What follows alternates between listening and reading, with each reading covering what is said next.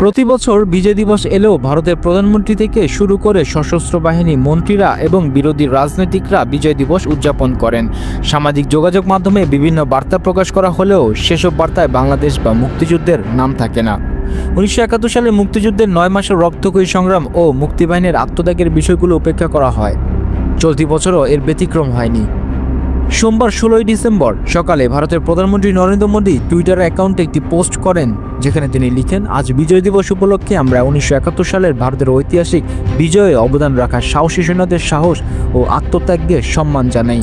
তাদের নিঃস্বার্থ উৎসর্গ ও অটল সংকল্প আমাদের জাতিকে রক্ষা করেছে এবং আমাদের গৌরব এনে দিয়েছে।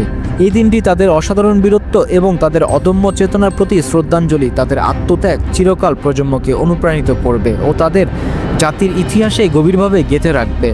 মোদির পোস্টে বাংলাদেশের মুক্তিযুদ্ধ কিংবা মুক্তিবাহিনীর কোনো উল্লেখ নেই। পুরো পোস্টের ভাষা এমনভাবে সাজানো যেন 1971 সালের মুক্তিযুদ্ধ ছিল শুধু ভারতীয় সেনাবাহিনীর বিজয়ের গল্প। প্রতি বছরই এই ধরনের বার্তার কারণে ক্ষুব্ধ প্রতিক্রিয়া জানান বাংলাদেশি নেটিজেনরা। এবারও তার ব্যতিক্রম হয়নি। অনেকেই মোদির পোস্টের স্ক্রিনশট শেয়ার করে সামাজিক যোগাযোগ মাধ্যমে সমালোচনা করেন।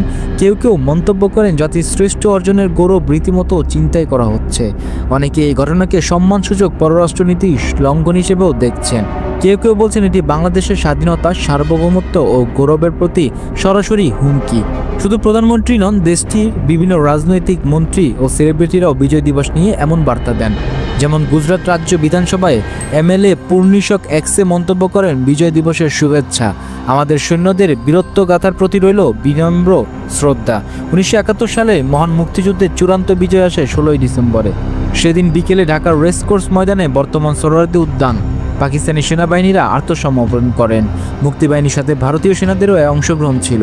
তবু এই বিজয় যে মূলত বাংলাদেশিদের আত্মত্যাগের ফল তা স্মরণ করা হয় না, বরং ভারতের ঐতিহাসিক বিজয় হিসেবেই বারবার তুলে ধরা হয়। নেটিজেনদের প্রশ্ন, যদি বিজয় দিবস বাংলাদেশের জন্যই হয়, তবে সেখানে বাংলাদেশের নাম কোথায়?